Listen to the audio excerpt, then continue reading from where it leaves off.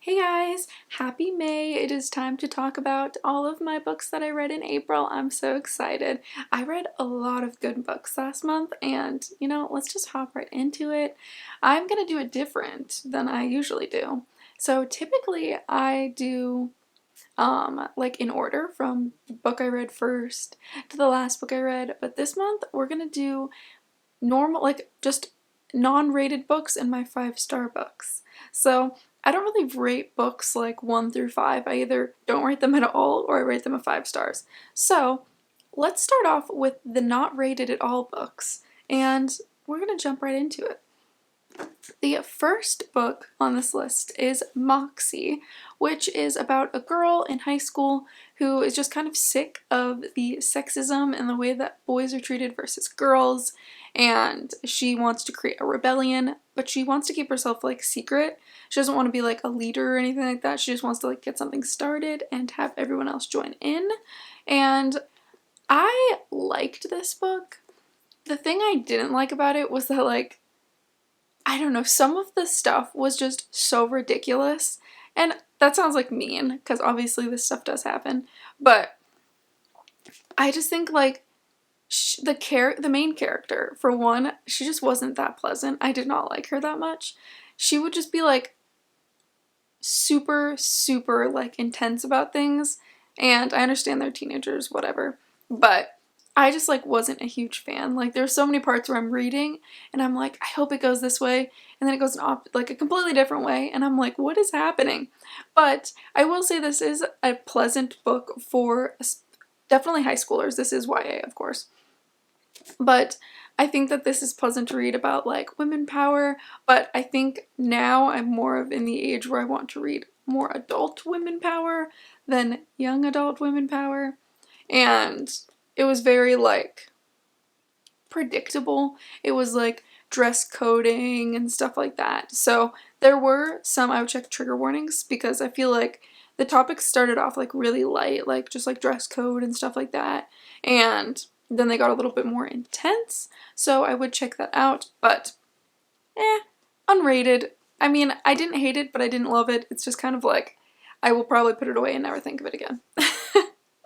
The next book, these ones are all like so, not all of them, but they're not the greatest. The next book I read was Burn Your Bodies Down by Rory Power, and this was the first book I've ever read by her. I always would see her 2 books at Barnes & Noble and be like, oh, I want one of those. And I finally found one at Half Price Books and I snatched it up so I could read it.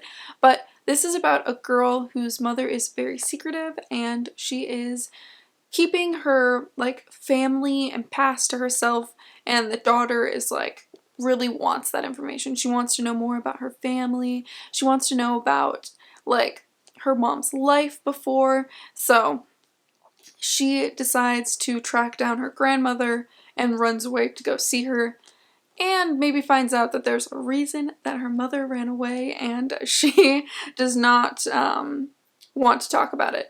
So this book, like the reason I didn't like it was the weirdest like experience I've had reading before, where the reading, it felt very flat.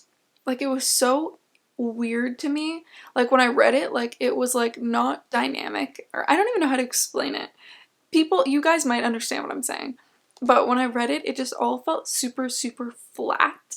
And it like felt like it dragged on. I also thought this was gonna be like, I was not expecting one of the, like this is more like sci-fi. The whole time you're reading this, you're like, oh, this is just, like a mystery thriller. No, the ending just turns into like some sci-fi crazy, and like the whole book is just like kind of like dragging. Like she's like, no one will tell me anything, blah blah blah, why won't anyone say anything to me? And at the end it's like, oh my gosh, all this stuff is happening and everyone's dying, and like it's insane. Like the ending is just like, it comes so far out of left field that like I would have never in a million years predicted where this book was gonna go. I guess for that instance, if you like really obscure, like unpredictable stories and unrealistic, I would recommend this. Other than that, like I did not like the writing style. It wasn't for me. But it did have a really, I've never read a book like this, ever. So, I would, it might sound interesting just for the fact that it is very unique, for sure. But moving on. This one actually, we're going in the positive direction now. So those two are like I didn't really care for them, and now we're gonna get a little bit better. So, the next book I read was Flower Heart, and this is by Catherine Bakewell. This came out, I think it was either April or March, so this is a new release. And I looked at Barnes & Noble everywhere for this book. I could not find it. Every single time I checked, I couldn't find her last name. I couldn't find her anywhere, even though it said it was in stock, and I'm horrible with asking for things, so I never asked anyone. And there's like this guy at my Barnes & Noble who's like very Eeyore, and I'm scared to ask him things because he seems so grumpy. So I finally one day came across it, thank goodness, and I'm so happy I did. This book was so cute. I think that this is going to be a series. I'm almost positive. I'm like trying to think about, it wasn't that memorable as you can tell. I'm trying to think about what even happened, but besides the point, it is about a girl who is a witch, and she has a lot of struggles with her power, and she accidentally afflicts her father with some bad magic, and she has to ask an old-time friend for some help, but he doesn't seem like the person he used to be, and something fishy's going on, so she has to check it out. And this is full of like just flower magic, and they like wear like these elegant dresses. It's very cottagecore, like they have tea parties. It is so cute. I really liked this. It did feel like it dragged a little bit. I mean, it's not even that big, but there were certain parts where it was like, okay, can we like get this moving? But this is 100% a cozy read. I would say that this is like so relaxing to read. I think I read it in like 2 days, honestly. And there's like nothing that makes you anxious while reading this. I know there's like some high stakes stuff that happens, but it's in that cozy way. You know what I mean? It's just like a nice cozy fantasy. And I really enjoyed this. And let's just shout out to this cover. I think it is the cutest thing I've ever seen with the potion bottles. I love it. I just love this book for the way it looks, honestly. But I would highly recommend checking this one out. It is really good and very cute. Moving on. This is a completely like opposite direction. The next book I read was Magnolia Parks by Jessa Hastings.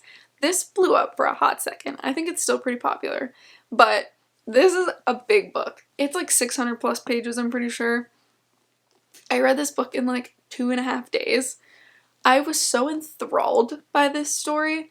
It is about a group of friends, specifically you get like 2 points of view, and it is a couple, so you get the girl and the guy, those are your point of views, but they are like in this toxic relationship, and it's all that fun stuff. They're filthy rich, and it's literally just them like experiencing their elaborate filthy rich lives and having their filthy rich problems with their toxic boyfriends. And I will say, check out the trigger warnings for this whole series, because so much stuff goes on in this book. There's like, think of like Gossip Girl almost, but without the Gossip Girl, like just like the upper elite. And this is in London? I think it's London. They're in the UK, and they're just like going to these extravagant events, and they have no parental supervision. They're all boarding school students. Well, they were. They're adults now, so this is like an adult book for sure. And that's literally, I couldn't even tell you like a specific plot of this, other than you're just like reading them experience life, and like this couple like come together, and then something horrible happens and they come apart, and then they come together and they come apart. And yeah, check it out. I was enthralled by this book. I loved it. It was such like just a messy romance, but like I don't even know how to explain that better than that. Messy romance. That's literally what this is. It should be its own genre. I recommend. And I also, fun thing to do while you're reading, look at the little bits on the cover, because there's so many like little hidden things. Like when I first saw this cover, I was like, this makes no sense to me, and I have no idea like what they're trying to accomplish with this, but every single like little thing on this cover has like a meaning, and I love it. Good book. I'm trying to read the second one. The second one is Daisy Hates, who is like a side character in the first one, and then it goes back to the original. It's literally, her name is Magnolia Parks, and BJ is the love interest. It goes back to them in the third book, and if anyone knows, can I just skip Daisy Hates? No offense to Daisy, but I don't really care, and I just want to know what happens, because it leaves you on like a cliffhanger. I just want to know what is going to happen to Magnolia and BJ. Someone let me know. Thank you, I appreciate it. Those are all my like plain Jane like stories that I liked or didn't like, and I gave them no rating. But now we're going to go into the 5 stars, and this is where it's going to get real good, because I read 4 5-star books this month, which is insane because I don't really rate things 5 stars that often, so it was just a really good reading month. The first one we're just going to jump in is, I almost said the wrong name. It is Words of Radiance by Brandon Sanderson. So this is the second book in the Stormlight Archive. Big one, of course. These books are ginormous. And ignore my like pathetic little tabs that I did. But this is, like I said, the second story in the series, and it's just continuing the story from the first one, so it's like hard to talk about it without really spoiling the first one. But this whole series is about, think of Game of Thrones but with magic, because that's like what this is. There's magic and politics, and there's a little bit of romance, and they're just so many good characters. I would live and die and fight with anyone in this story. I think that it is the most enthralling series I've read so far. I'm going to start the third one this month, and I just think like if you can write a book that's like, what is this, like 1,400 pages or something like that, I think, yeah, well, it's not 1,400, it's like 1,100 pages, and I'm not bored a single second of it, and I just want to devour the whole thing. That is impressive. So don't be intimidated by the big size of these books. It is high fantasy. It is just so amazing and beautifully written, and the characters are so amazing and complex. This one, 5 million stars, because the first one you get to really like, you're introduced and everything, but you can see so much character growth in the second one, and I adored it. So check out this series if you haven't. He has a bunch of other series too. They're all like in the Cosmere. So you could even like start with something smaller like Mistborn, and I think that, I haven't read them yet, but I think you could get a similar like vibe because Brandon Sanderson is just amazing. So moving on to the next one, I'm like jumping all over the place too because none of these genres are like cohesive. The next 5-star I have is Love in Other Words by Christina Lauren. This was so good. I honestly picked this book up and I was like, this was my romance palette cleanser after I finished Words of Radiance. I was like, oh, this is gonna be cute, you know? It's just a little romance. This tore my soul out and then put me back together and frustrated me so much. It is like every emotion you could possibly feel happens in this book. But the gist of it is a girl and a guy. They were in love, of course, and something happened. You don't know what happened, but something happened, and they fell apart. 10 years later, they run into each other in a coffee shop, and there's obviously something still going on, and they decide to be friends, and we all know how that goes. Horribly, for sure, 100%. And this is just so beautiful, and so much, though, the like thing that happened, I was so angry about it. I thought it was gonna be something way more like just extravagant and insane and like, but it really is just like this. No, actually, I retract what I just said because I now am remembering that the one thing that happened led to another thing that happened, led to another thing that happened, and they all like line up with each other. And that's what makes it so horrible. So yes, I would have never predicted like the chain of events that occurred as the incident. So for that, 5 stars. It is so good. I read this in one night. I was so obsessed with this book when I picked it up. And like from the first page, it just snatches you. The next one, I don't have a physical copy of it because I listened to it on audiobook, and I should probably check who it's by, but it was Mary Jane, and it was so good.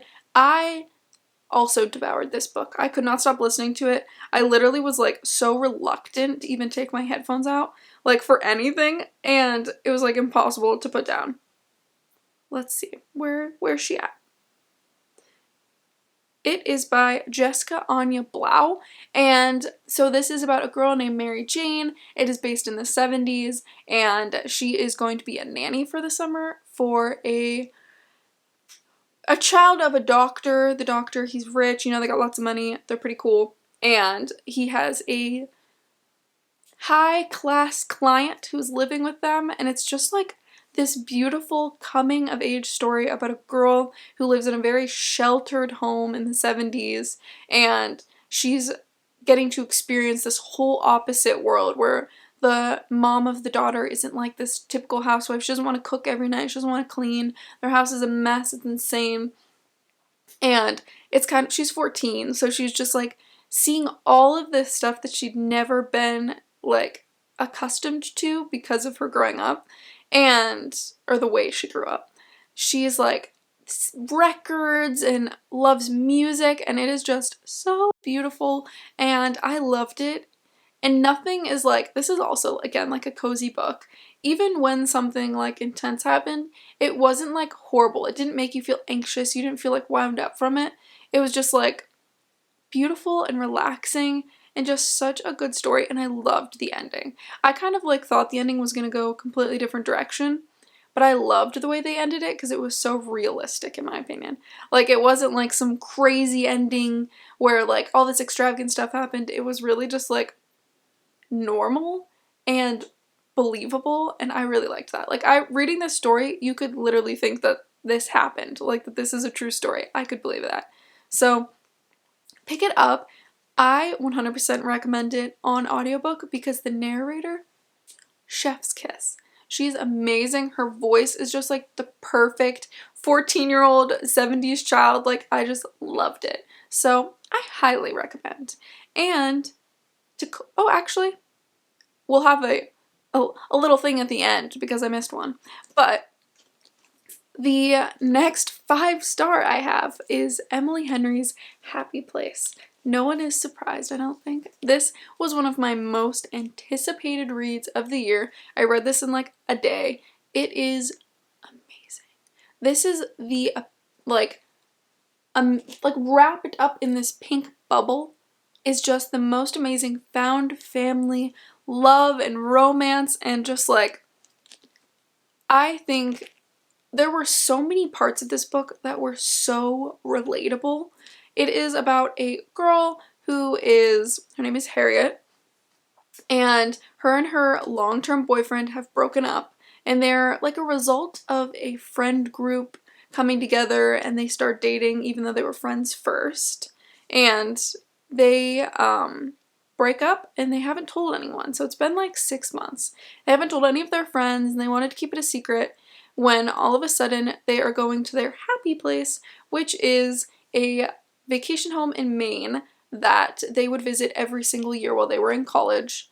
And surprise, something is happening to the vacation home. This is their last time going.